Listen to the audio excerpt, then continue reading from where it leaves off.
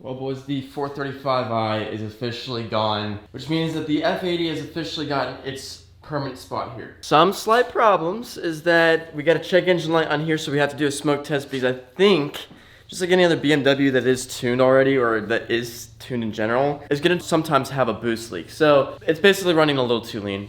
That's basically like the sign that, yes, there is that. There was combustion misfires. I'm assuming you probably need some new spark plugs and some probably new coils eventually. But good thing is, already have the plugs. So we're not gonna put that on yet.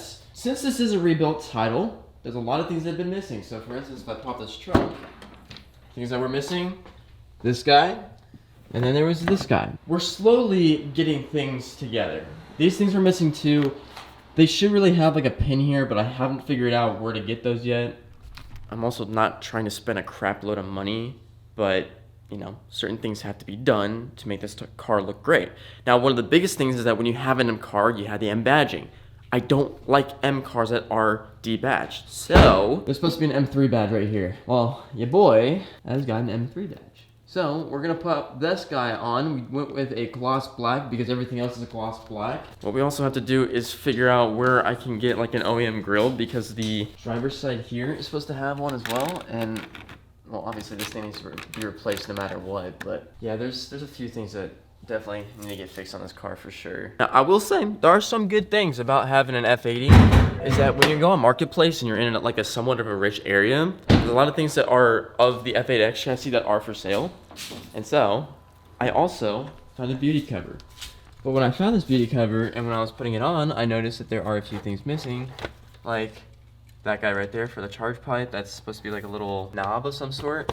And it doesn't really hook on as well as I'd hoped, so I don't know why that is, but at least we got a beauty cover now. I guess let's figure out why I have the 118101 code. You know, it's really the worst thing about cleaning this car is that every time I do clean it, I'm realizing how much more stuff there is that is imperfected. Like where the M3 logo is supposed to be, I'm pretty sure it's like right here. There's a massive chip there. The whole reason why I do social media is because if you end up with cars like this, or you're trying to do something in this realm, it's good to know people, so that way you might be able to help them out with your social media, and then they help you out with obviously this stuff. But truthfully, this thing needs a whole paint job. I'd be more than happy to daily this where there are imperfections and I don't really have to worry too much, because at the end of the day, you got a really nice shiny car. You get a dent, you're gonna be worrying about it for the rest of your life, versus this one's it's got some character to it. It definitely needs some touch-ups, and that can be worked out, but there's also a big money difference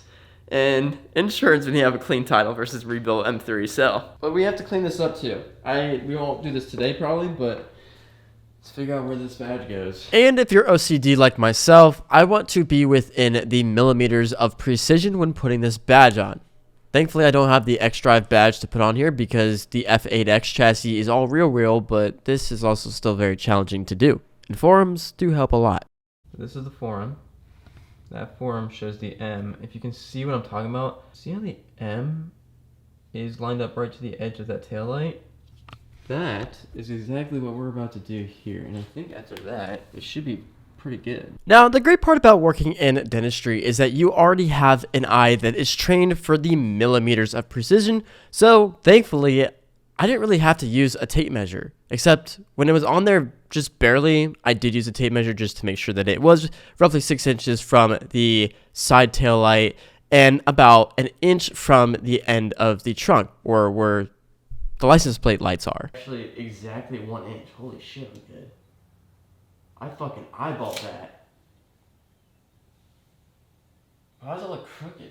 I'm not gonna press it down just yet, but does this look crooked to y'all? I don't think so. That looks pretty damn good. A majority of what I'm viewing right now is for the first time. And since I did say that this trunk needs to be like repainted and a whole bunch of other things. So I know the M3 logo is not going to be perfect. It's going to be as perfect as it can be.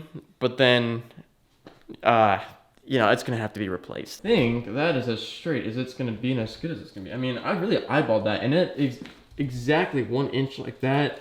This line has to match up to here. That looks about right. Now let's compare and contrast. I mean, I say I nailed that pretty damn well. So now that that is on, Now we gotta do a smoke test and see if we can figure out why, I'm having that type of code. Now, granted, it's not gonna always show, but this is the problem. So N55 was really easy because you didn't have a twin turbo. You had a single scrolled turbo, and the intake section was a lot easier to take off. Now, if I really wanted to, I could take this entire piece off. I'm kidding, because most of it is underneath there, so we're gonna not touch that. So basically, smoke test is probably gonna have to be through one of these guys here. Oh my god, I think I found it. That's probably why. So this probably was a culprit. I was just pushed down way too much, so this wasn't actually grabbing onto it and getting a somewhat of a secured connection. Because what I'm pretty sure this goes into the charge cooler, if I'm not mistaken, or it's some sort of evap of some sort. It's basically like the N55's, just obviously S55. So I really think there should be like a little clamp on here just to grab everything a lot better. This didn't really snap in, but I think it's as best as it's gonna get. The O-ring didn't look bad at all. It's just obviously that was detached, so that probably would throw a code, especially if you're in boost for too long. I guess let's hope and pray.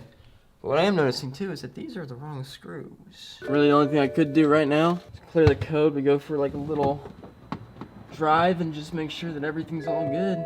Yeah, 118101 mixture control 2 fuel air mixture ratio is 2 lean. I've had that before on my N55. So we have power management, standby current voltation, combustions, misfire, several cylinders detected. I don't understand how that one's the truth, because we gotta check that eventually, but I'm not feeling any misfires at all. Misfire cylinder 1, damaging exhaust after starting up. It's just combustion misfires. Anyways, I have new spark plugs. We'll get them eventually put in and then all that stuff, but let's go ahead and erase this code and we'll go for like a little drive. Just be on the safe side. I think it should be good though. Now, we go ahead and turn this bad boy on. Like, I don't feel any misfires. Obviously the code's not here right now, but I'm definitely not gonna put this with the flaps open.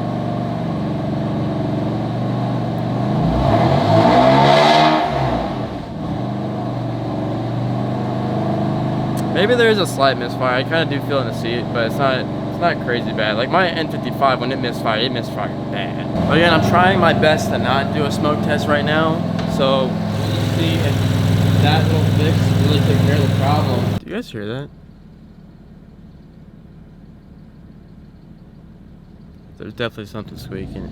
It might be the bell. Okay, like I said, we're gonna give a little bit of boost. It actually seems like it fixed it a little bit. The boost actually goes into boost. It doesn't kind of lag a ton. Wow. Now granted, it's gonna be kind of funny, because if this just was like, obviously I'm gonna have to probably drive under boost a while, like go 90 miles an hour at least, and then it'll turn on. Meanwhile, I'm just saying it's good now, but we'll see. It doesn't seem too bad. Oh yeah, it feels a lot better. Oh yeah. And of course, the squeaking became a lot louder every time I went in drive and or reverse.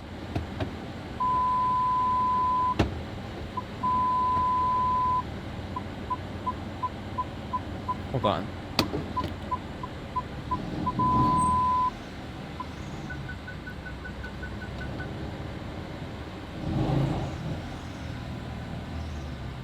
You guys hear that squeaking?